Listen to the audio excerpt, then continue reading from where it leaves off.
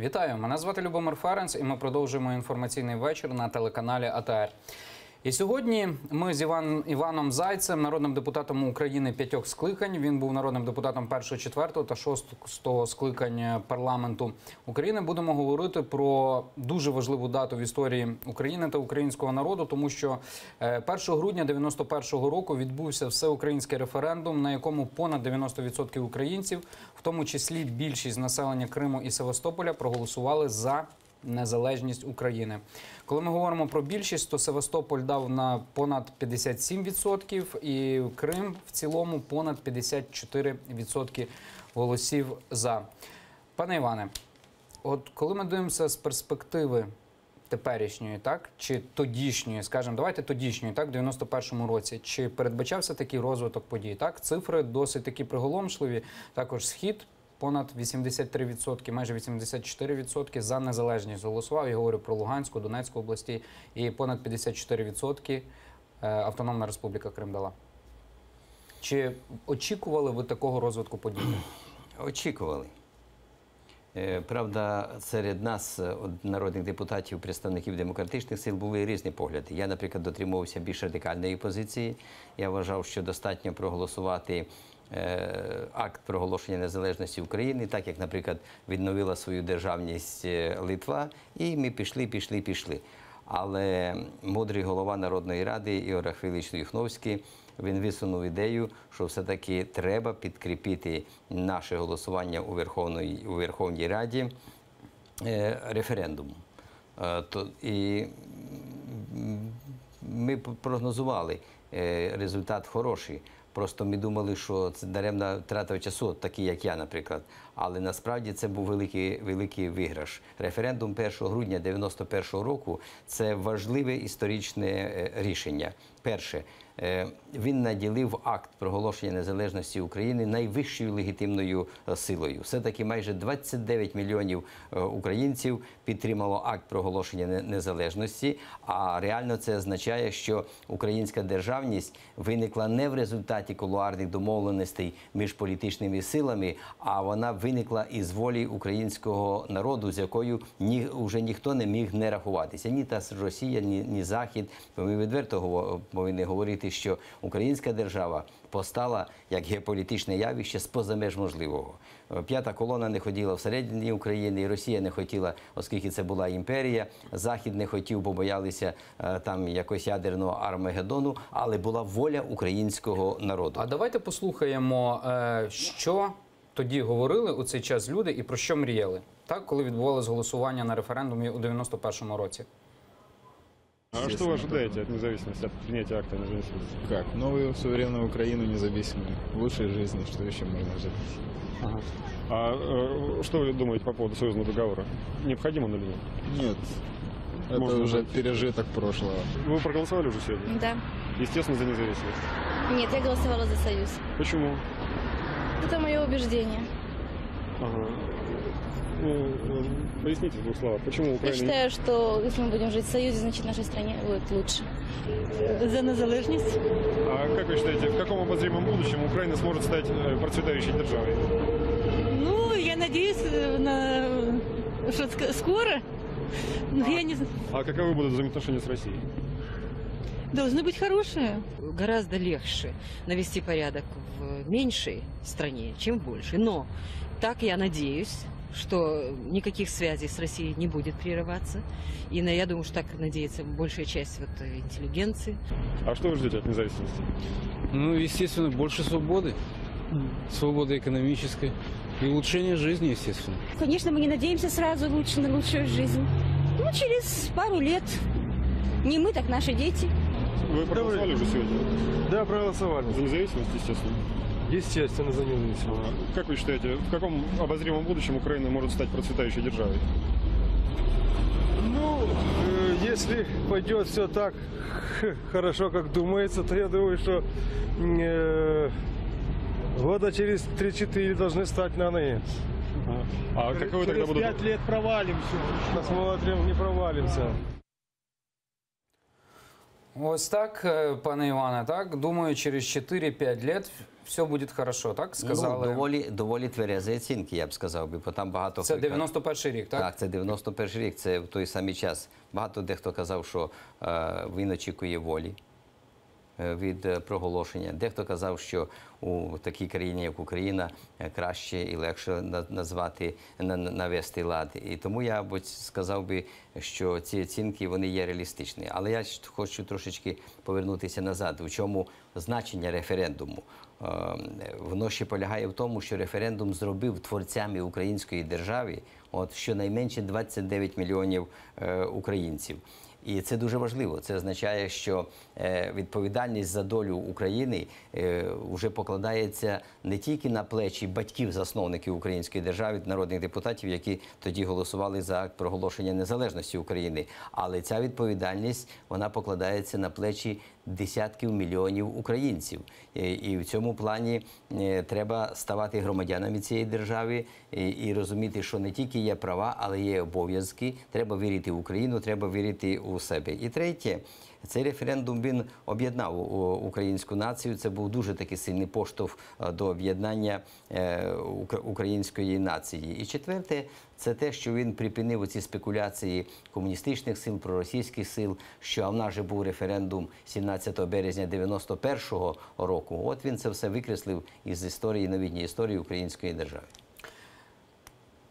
З плином історії, так, Україна дуже змінилася за ці 26 років, якщо ми говоримо від дня референдуму 1 грудня 91-го року. На вашу думку, що пішло так і що пішло не так?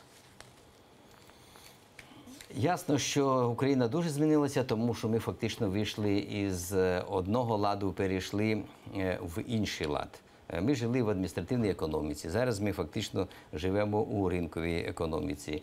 Ми були у тоталітарній державі, зараз у державі із дуже такими потужними демократичними ростками. Тому це відбулася справжня революція. Я називаю це синьо-жовтою революцією, тому що це відбувалося під синьо-жовтими прапорами. Україна здобувала незалежність, і це справжня революція. Ясно, що за ці 26 років можна було зробити значно більше, ніж ми зробили, але треба зважати і на той спадок, яку одержала Україна, ставши незалежною державою. Ми мали національну ідентичність як колоніальна держава. Ми завжди оглядалися, і народ, і керівники Української Республіки оглядалися на Москву. Вони очікували звідти різних сигналів, різних якихось вказівок. Зараз ми формуємо нову національну ідентичність для буття в незалежній державі. Це не так все просто. І ми бачимо, що суспільство все-таки змінюється. Якщо ми зараз звернемо наші погляди у бік наших вояків, які захищають українську державу на сході України, якщо ми звернемо свої погляди у бік волонтерів, якщо ми звернемо свої погляди у бік багатьох молодих людей, це вже не ті люди, які обтяжені стереотипами марксизму-ленінізму, які звикли давати там хабарі і інші. Це вже зовсім інші люди. Тому зміни відбулися великі, але треба ще більше. Треба прискорити цей процес формування національної ідентичності для нації, яка є незалежною державою. І мені видається, що ключовим таким вузьким місцем це є влада. До сьогоднішнього дня влада у нас дуже обтяжена цими стереотипами колишніми. Це влада, яка не готова самопожертвувати на загальне добро.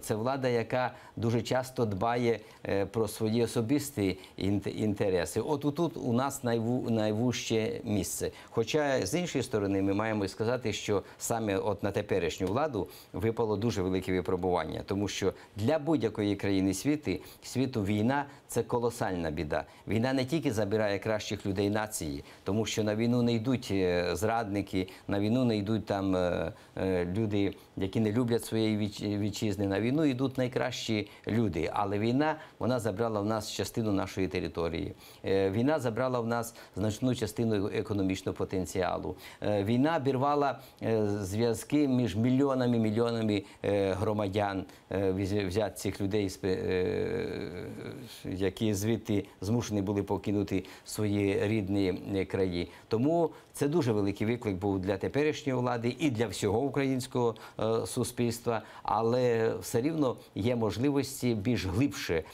і більш рішучіше проводити реформи для того, щоб модернізувати Україну. Найбільшою такою бідою нашою є це немічність, інституційна немічність нашої держави.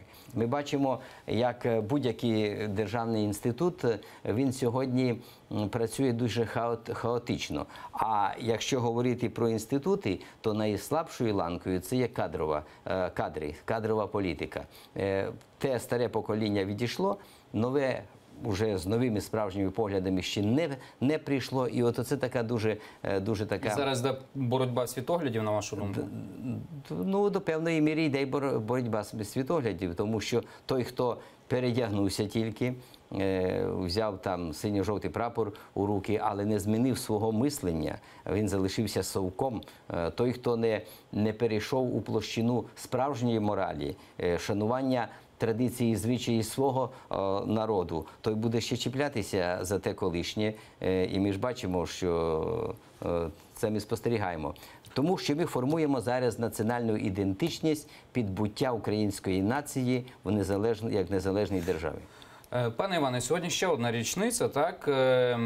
4 роки тому відбулося протистояння на Банковій під адміністрацією президента. Воно також було достатньо таким кривавим, тому що Беркут тоді також бив протестуючих, як бив студентів у ніч з 29 на 30 листопада. І там також одним з центральних персонажів була людина, яка згодом очолила Україну.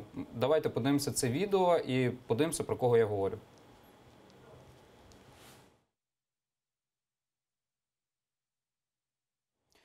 Отже, там був Петро Порошенко.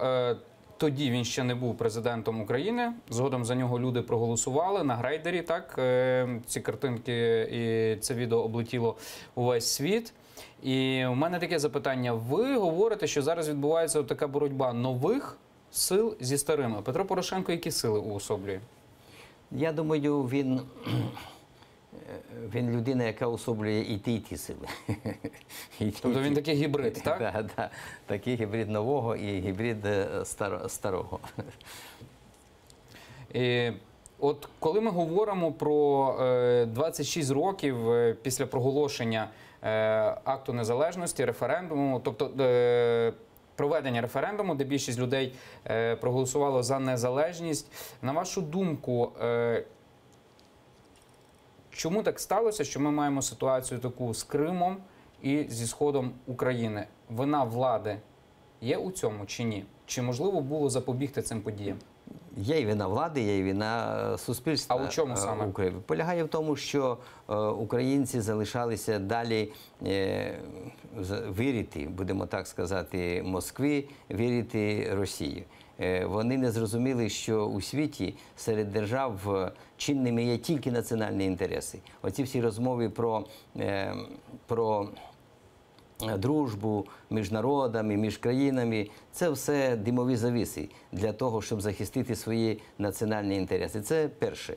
Друге полягає в тому, що центральна влада все-таки не зрозуміла, що треба швидше проводити процес декомунізації, і дерадянізації і дерусифікації. Тому що процес русифікації і комунізації – це два крила одної птиці.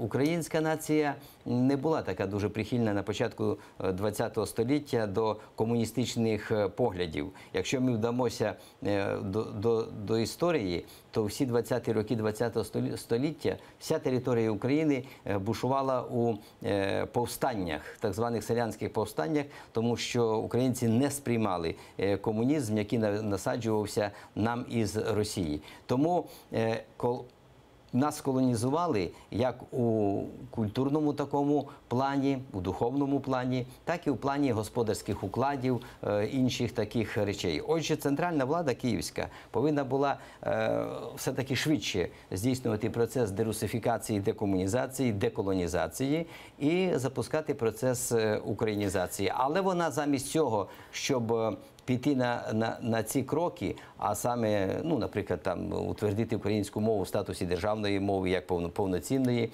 вона віддала на відкуп місцевим елітам цілі регіони. Той же самий Крим, наприклад, частину, чи Донбас. Ті хлопці, що були там, це така суміш колишньої влади із криміналітетом, переконували центральну владу, що ми ж дуже особливі.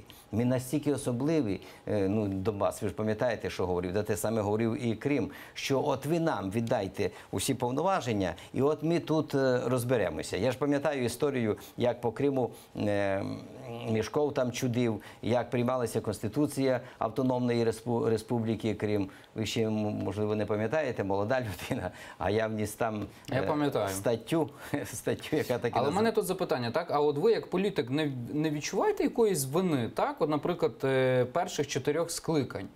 Я, звичайно, молодий журналіст, але коли я так дивлюся на ці всі події, так, історичні, які склалися, просто партії Західної України і Центральної, вони вживали одну риторику, яка подобалася цьому населенню, так? Партії, ті, які були зі Сходу, вони вживали зовсім іншу риторику, яка була близька людям і суспільству цих регіонів. Ви розумієте, про що я говорю, так? І фактично політики за всі ці 26 років, чи там 24 роки, коли ми говоримо до подій, 23 роки до подій 2014 року, я говорю про народних депутатів, я говорю про керівництво держави, вони не виконали функції об'єднання держави. Я тут з вами не можу погодитися. В чому? Стосовно партій, які з Заходу чи, наприклад, із центру України, вони говорили те, що от подобалося їхньому електорату. Я це сказав. Ні, це не так. Це неправда. Не так, неправда. Якщо, наприклад, брати той же самий Народний Рух України, чи Українську Народну партію, чи інші такі національно-демократичні партії, то ми якраз говорили мовою загальнонаціональною. Ми не старалися подобатися своєму виборцю. Ми не грали на сепаратист тієї чи іншої території. Що ж стосується, наприклад, партій зі Сходу, та ж сама, наприклад, партія регіонів, то вони дійсно загравали із своїм електоратом і вони насаджували цю ідеологію російського міру. Ця ідеологія не могла стати об'єднуючою для всієї України. Тому я відмітаю це звинувачення в тому, що національно-демократичні партії, вони пропонували такі речі, які були орієнтовані тільки на свого виборця. Це не так. Ми були загальнонаціональною партією, і наша риторика відповідала національним інтересам України. Ось у чому. І біда якраз у тому, що національно-демократичні партії, по суті, ніколи не були при владі. І вони не могли реалізувати цю програму. У нас були досить реалістичні програми. Почнемо навіть з того, що ми сказали, що Україна буде незалежною державою. І ми ж не просто сказали, ми дали реалістичні програми, ми вели величезну роботу серед громадян. Громадяни нас підтримали у цьому, але нам не вдалося у ті роки, 90-ті роки, перейти до влади, і поїзд покотився трошки в іншому напрямку. Так як я сам, наприклад, не поділяю думок, коли я дуже часто чую від наших політиків, від журналістів, що от Київ нічого не зробив для Криму. Це теж неправда. Те, що зробив Київ для Криму за 26 років, то я думаю, що для жодної з областей стільки Київ не зробив, як зробив для Криму. Тому треба все-таки в матеріальному, я маю на увазі, плані. Бо якщо говорити у плані духовності, у плані формування української національної ідентичності, тут вина Києва є дуже велика. Замість того, щоб проводити україноцентричну гуманітарну політику, ми проводили політику або дозволяли проводити політику чужої держави, політику насаджування російського світу. І от тепер ми пожали як результат війну. І ми це все передбачали. Ми казали, я, наприклад, особисто сам говорив із багатьма депутатами від Криму, говорив з депутатами із Донецька, Донецької області. Я їх попереджав, що ви сьогодні, хлопці, дуже круті, ви мільярдери, у вас дуже багато підприємств, ви поводитеся з людьми, як і своїми рабами, але якщо ви будете далі сповідувати або поширювати оцей інтерес російський, будете нав'язувати ідеологію російського міру, яка є по суті фашистською ідеологією, тому що вона не передбачає існування навіть української нації як такої, я вже не говорю про українську державу, то ви перші падете жертвою своєї політики, але мене мало буде втіхи від цього, тому що впадуть багато інших людей, які не заслужили на таку долю. І так воно і трапилося. Попитайте сьогодні цих донецьких фраєрів, що вони мають сьогодні на Донбасі, скільки в них забрали власності, де вони сьогодні знаходяться, де вони сьогодні ховаються від російської влади, від російських військ, від сепаратистів по Києву, по інших територіях. Тому тут не можна малювати картину в такому чорно-білому кольорі. Тут набагато більше кольорів треба задіяти для того, щоб вивести справжню картину. І рішучості не було із боку центральної влади по відношенню до тих, хто виконував волю Кремля і хто фактично займався розбоєм у цих регіонах. Пане Іване, сьогодні також була заява президента України Петра Порошенка. Він також говорив про референдум, так? І він сказав, що в найближчому часі буде проведено референдум щодо НАТО, так, в Україні, і також щодо вступу в Європейський Союз. Дуже цікавим є вислів про НАТО, так? Всім здавалося, що, в принципі, Україна вибрала вектор розвитку. Чи справді потрібен референдум по НАТО?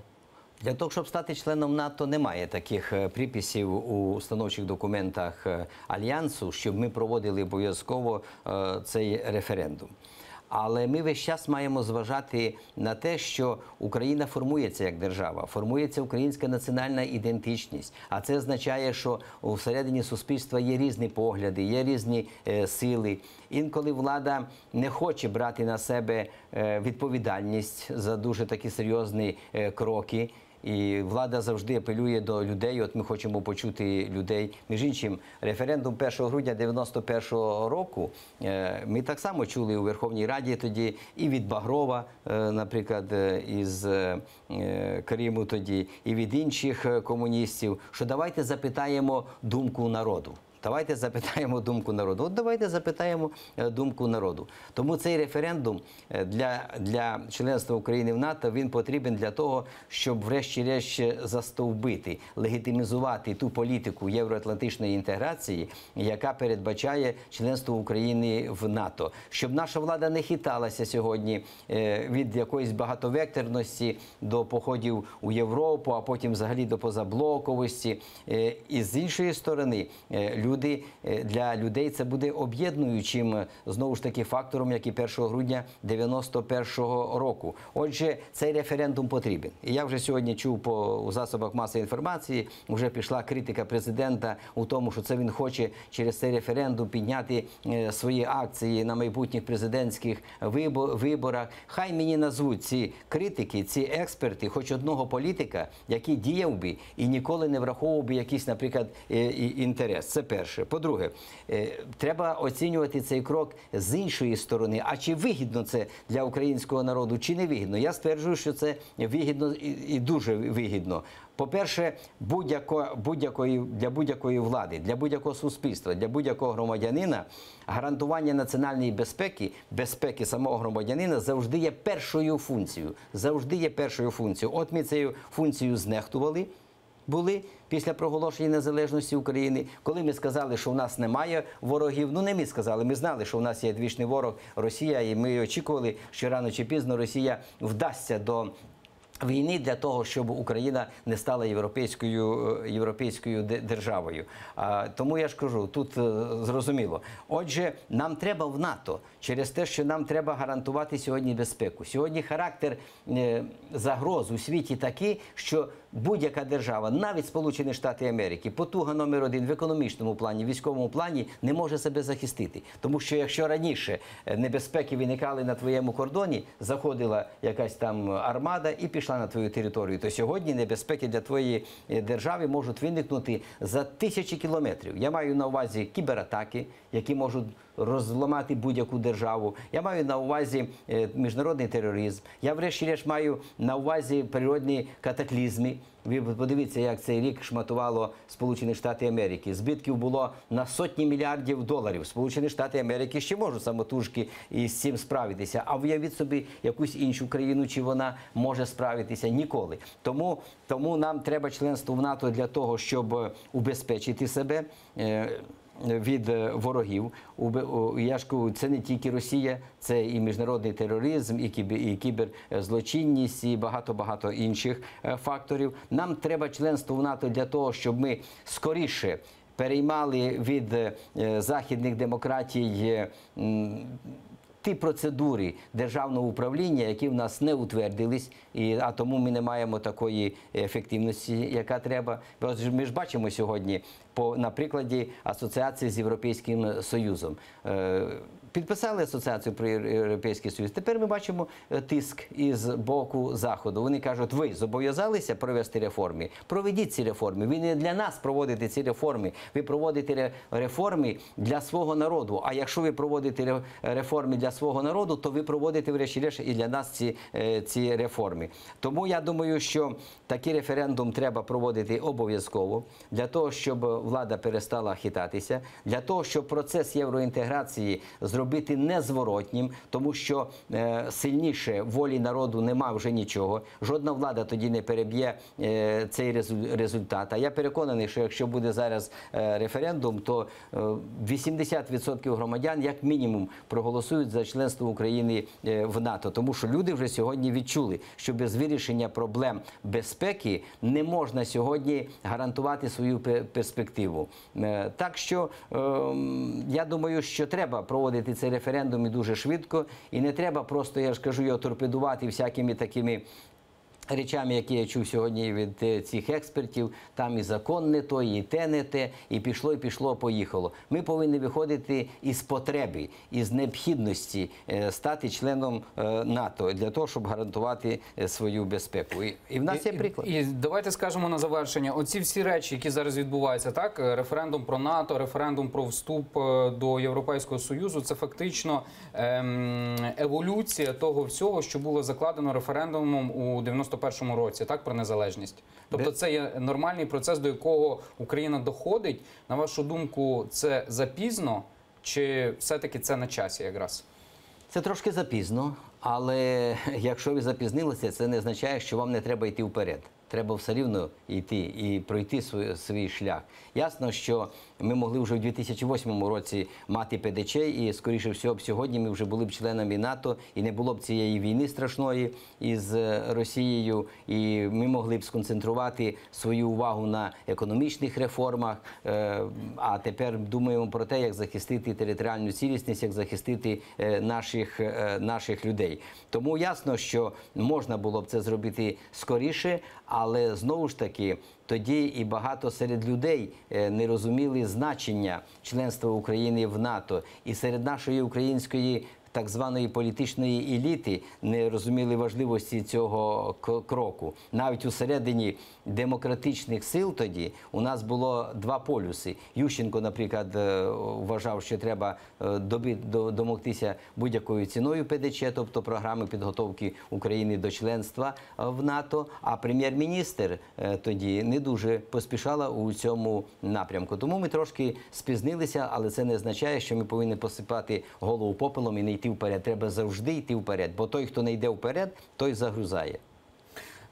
Коли би мав бути проведений цей референдум НАТО? Коли ми про нього почали говорити? За рік, за два, що ми знову не запізнилися? Дуже коротко.